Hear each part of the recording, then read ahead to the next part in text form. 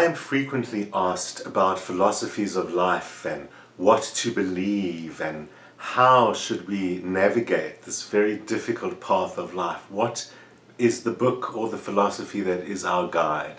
And of course there is no one answer to that. Everyone comes to their own understandings, everyone finds their own path, or at least should be seeking it. And everyone will find something different is capable of giving the answers. Certainly one thing I've always been pretty sure of, and that is that there isn't one magical text somewhere belonging to some magical culture somewhere that has all the answers. It's never made sense to me that there should be one revelation of some kind to one tiny little group somewhere on earth and somewhere in history, and then everyone else gets to seek, kill, die, and be confused for thousands and thousands of years. That much never made sense to me. And certainly what has made the most sense to me is the efforts of thinkers and philosophers throughout the ages to try and solve the dilemma of what is it to be human, what does it mean, and even what obligations does that imply? What is a human being? How do we live this very difficult life? In fact, philosophy, think of the ancient Greeks and so on, philosophy was not meant to be some metaphysical solution to the world. It wasn't really just the effort to say what is the meaning of life. Philosophy was really always predicated on the idea of searching for a practical way to live, how to be human in a difficult or confusing world. So what I want to share with you today is a philosophy that I believe that has those answers for many people today in the type of modern world that we live in. And over the next several episodes, which we'll have every couple of weeks, like we did with the spiritual life exercises last year, over these various episodes that we touch on this, we're going to look at ideas and dilemmas and solutions that this philosophy has raised. And I'm talking about the philosophy of Stoicism. You might remember me referring to it when I spoke about Darren Brown's book on how to be happy, where he uses the philosophy of the Stoics in order to give the underlying reasoning behind his work. And like Brown, I have found the Stoics to be one of the best ways for the modern mind to deal with this question. Buddhism is frequently cited as a spiritual philosophy that particularly suits the Western mind, which inclines to be rational or seek rational answers. But it remains a religious philosophy, and I think Stoicism manages to stand a little bit outside of a metaphysical worldview and allows us to find answers in a more rational way. And by rational, I don't mean it excludes the aspects of the soul and the metaphysical, not at all. It just doesn't go there. It's a little bit like astrology. What you believe about where the universe comes from, if someone created it and who and why, all of those things are independent of astrology and pretty much independent of the philosophy of Stoicism. Whether you believe in God or not is not really relevant to what Stoicism is about, because Stoicism is a practical philosophy that really helps us live, it helps us deal with the world, it helps us with how we should treat other people, and perhaps most importantly, it helps us deal with death of others and prepare to die ourselves. Because especially in this world today, where people are less certain religiously speaking, and where people have much larger, more rational, and frequently atheist even, points of view, dealing with the problem of death becomes a much bigger problem because the usual answers don't really work. So we'll see in the episodes ahead how Stoicism also helps us deal with the fact that everyone dies. So it seems on the whole to be suitable to the widest range of people in our modern times. It's something that I resonate with very strongly, and that's why I'll be introducing you to Stoicism tonight, giving you a couple of exercises in how to start thinking in the Stoic mindset, and also in various episodes to come, we will get more deeply into it. So something that is important about Stoicism, as you might be beginning to realize, is that it's largely based in a rational kind of philosophy of natural cause. It is not based on the idea that the universe is entirely materialistic. In fact, perhaps it implies that it isn't, but certainly it is based on the idea that the universe is rational and that it follows natural causes. There are causes and effects. These are natural and rational and can be understood by us when we apply ourselves in a rational manner. So, what's really interesting about it as a modern philosophy is that firstly, it is of course over 2,000 years old, originally coming from the Greek Zeno, although as we understand Stoicism today, it tends to be the slightly later Roman version that dates from mostly the 2nd century AD. And you might think, 2nd century AD, isn't that getting a little bit old? Well, of course that's true for so much of our philosophy and our religions, I won't even go there. But what is important about that is that the human condition hasn't changed. We know from reading the Greek dramatists and in fact the Greek philosophers that the human condition has not changed.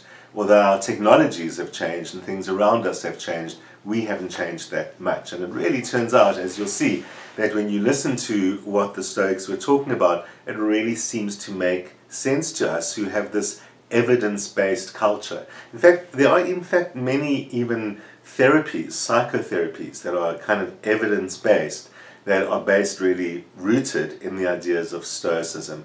The most common being, most notable being, the cognitive therapy of Viktor Frankl.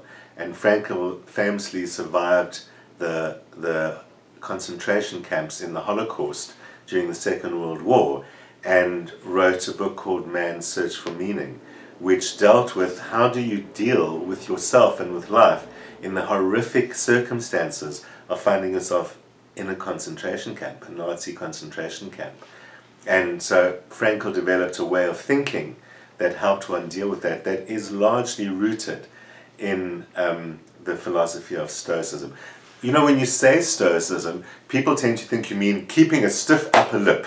And keeping a stiff upper lip, being stoic about it all, gets you through everything. And although that use of the word certainly derives from the idea of Stoicism, it must not be confused with Stoicism. It's not about being Mr. Spock or anything like that. It's really about reflection. Stoics are not unemotional, they reflect on their emotions. They ask themselves what causes that emotion. Is there anything I can do about what causes that emotion? Is there anything I can find that has value in the emotion itself? And perhaps then I need to question, why am I going on about it? Why am I continuously going through that experience? It's a very powerful thought. So it's not about blocking or denying emotion. It's essentially about reflecting on it, asking what caused it. Can I have any influence on what caused it? And if not, what is the purpose of this emotion? That's a really fine question to ask yourself almost any time. So, the interesting thing as well is like in terms of who does this philosophy apply to, is to look at who it came from. I said Zeno was the origin of Stoicism, but two of the greatest exponents whose work still survive today and are profoundly influential. The one perhaps best known today is Marcus Aurelius, the Roman emperor living in the 2nd century. He ruled the Roman Empire. He was a great military emperor, like so many of them were, and he kept a journal of his own thoughts, which is now later, since a couple of hundred years after his death, to the present day, known as the Meditations of Marcus Aurelius. My favorite book for a very long time. I'm constantly going back to it, and that is the book I most strongly recommend in terms of the basics of Stoic philosophy. It's not an instruction book, it's literally reflections and thoughts gathered in a loose fashion, not in any textbook-like fashion or so on. But you'll discover yourself, if you go out and get a copy of it, that it has pithy bits of wisdom all over the place, that sometimes you read one and you just stop for the rest of the day and you think, I get it. I actually feel better. And Stoic philosophy doesn't make us feel better by pacifying us in any kind of way. It just makes things so eminently reasonable. So Marcus Aurelius was a great emperor whose work we still read today. The other one, in fact, who was one of his teachers, was Epictetus. And Epictetus was in fact a Roman slave who was later freed and who educated himself and became a great teacher of philosophy and of Stoic philosophy in particular. So a slave and an emperor, the two great sources of Stoic philosophy, really demonstrate how it is a philosophy that suits everyone. Already inherent in what I've said about emotions is the underlying core tenet of Stoic philosophy, and that is that it's essentially about navigating the world as best as we can and trying to be virtuous and good, or as often said, excellent, not just being a good person, being good at what you do. So it's about being virtuous and excellent, trying to live the world to the best of our abilities while being aware of, on the one hand, the moral dimensions of our actions, and on the other hand, recognizing the difference between what we can and can't control. That is so key. It's about recognizing the difference between what we can and can't control. Similarly, it's even about recognizing the difference between what we can and can't master. In Stoic philosophy, we describe 4 basic virtues. The first virtue is wisdom, and wisdom is really the navigating of complex situations in the best available fashion. Instead of reacting to them, becoming emotional, or having opinions, or preconceived ideas, or any of those kind of things, it's really about doing the best possible thing under the circumstances. So virtue number 1, wisdom. Virtue number 2 is courage, doing the right thing under all circumstances. Like many philosophies, Stoicism is also a moral philosophy and says how to be a virtuous human being. So doing the right thing under all circumstances, which will then encompass not being selfish and not being harmful, for example, as 2 basic virtues. Which leads to the third virtue, which is justice. The third virtue of justice is basically to treat all people the same, equally, fairly, and kindly. And finally, the fourth virtue is temperance, moderation in all things. We certainly know that to be a very important philosophy from many schools in ancient times. So moderation in all things allows us to lead a more balanced and temperate life. This leads us to the 3 basic principles of Stoicism. And the first of those principles is that virtue is the highest good. Being moral, being ethical, doing things right, trying to be good, that is the highest good to which we will aspire over our whole lives. Secondly is apply the rules of nature to the rules of social life. The rules of nature is unnecessary harm is never caused. Animals generally will try and live peacefully amongst their fellow species of the same species. As far as possible, conflict will be avoided unless it's necessary in some way. So everything in nature works on necessity. Otherwise, there's no value in doing it, and it's a waste of energy and resources. So we'll get back to that in some of the principles we see in the various episodes we'll do on this in the coming weeks. And thirdly, and I think this is by far the most important principle in Stoicism, and that is concern yourself only with what is under your control. Handle everything else with equanimity. Try not react and respond too much to those things which are not under your control. By far the most important of those is that last principle of understanding what is within your control and what isn't. It is perhaps the single most important contribution of the Stoic philosophy, because essentially it says that everything outside of yourself is not in control by you. The world is not under your control. What happens is not under your control. What other people do is not under your control. There's so much that's not under your control. Even so much of what you do is not under your control. But what is under your control is what stems from inside you, your reactions and your responses. That is where your control lies, and that's where the great value of the philosophy lies, and how much it can teach us in terms of how to live an easier life by understanding the difference between what's under your control and what isn't. So that's going to lead us to the first of the exercise. This is suggested by the modern Stoic philosopher Massimo Pagliucci. And he says the first thing you can do to kind of get into the understanding of the Stoic mindset is to examine your impressions. When things happen, examine your impressions and separate the thing that happened or whatever it is, from your reaction, so that you can then be rational about the thing. Take the drama out. Then ask yourself the question, is this under my control?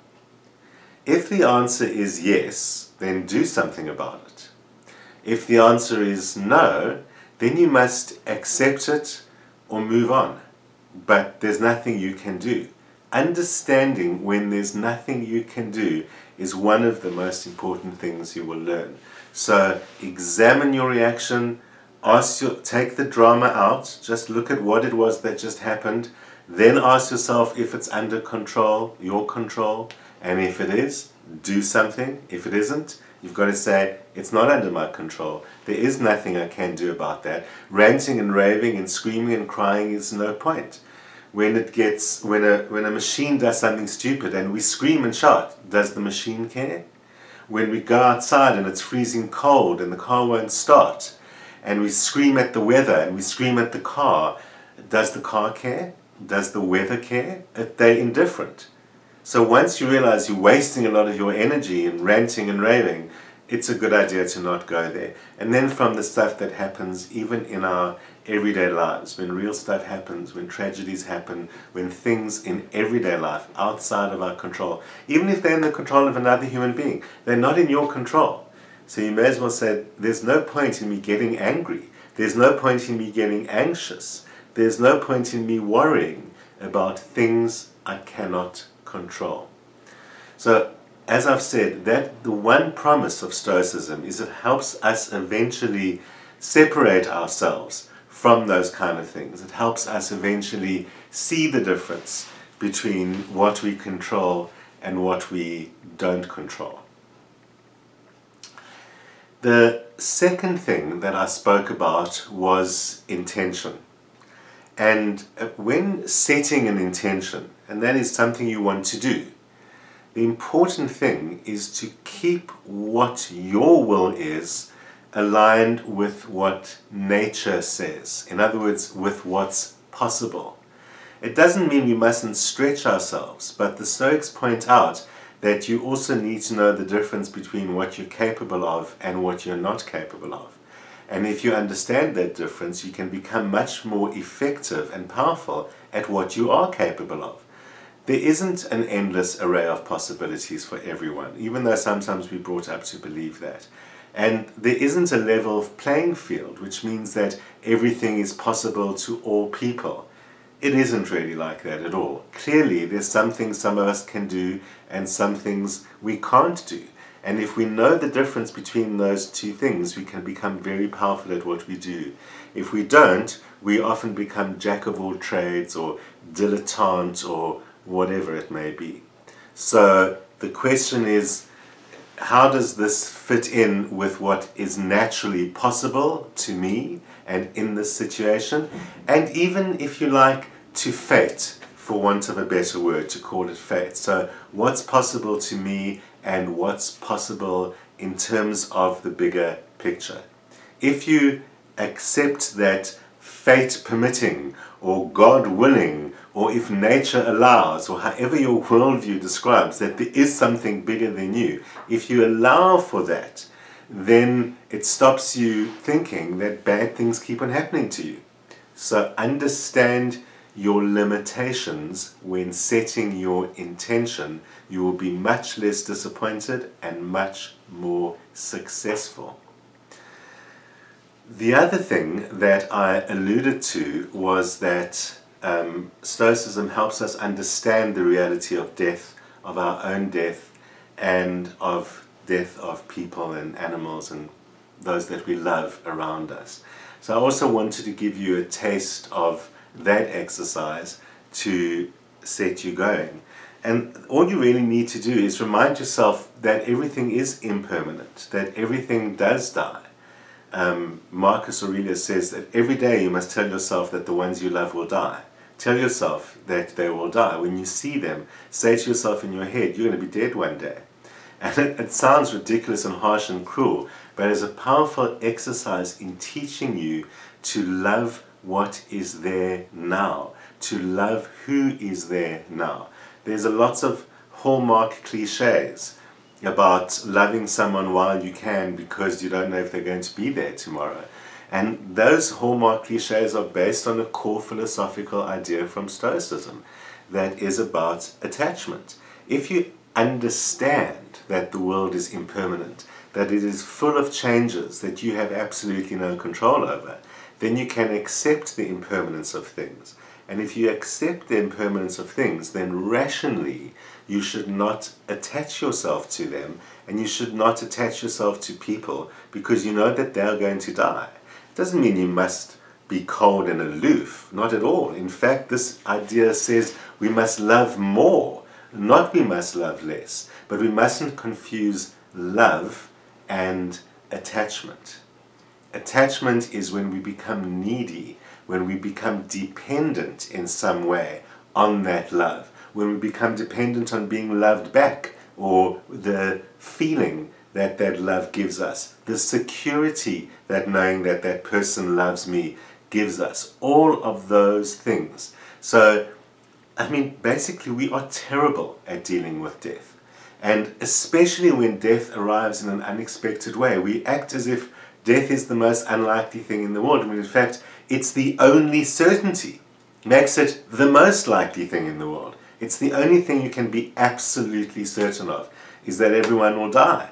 So we shouldn't act so surprised when death happens. It's rather irrational to act so surprised. So if we've learned not to overly attach ourselves, if we've learned that I must love every day, I must treasure every day and every person and every animal that I have now in my life, because I don't know what's going to happen tomorrow. It's not in my control. I don't know when death is going to come around. That's not in my control. So it's not up to me, and therefore my reaction to that is pointless. Again, at first sometimes people think that that is indifference, that that is being cold in some way, but it isn't. It really teaches you to love in the truest way, in a way that is not dependent on some kind of outcome, and is not dependent on the fact that I love makes me feel secure. Because if what I love or who I love is not there tomorrow, well, then I'm allowing an outside source to control my emotions, if my happiness depends on that. So my happiness must learn to come from within.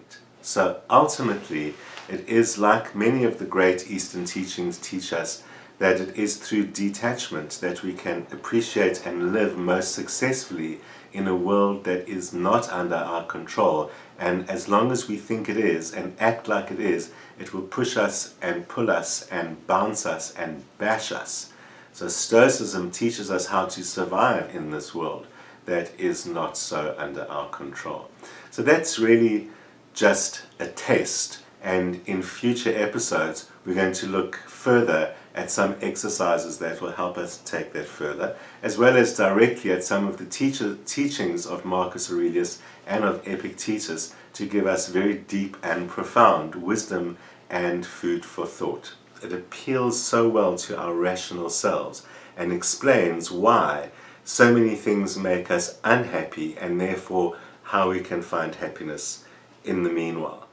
You might want to check back on YouTube or Facebook and watch the episode on how to be happy, because that contains a lot of the core Stoic ideas in it as well.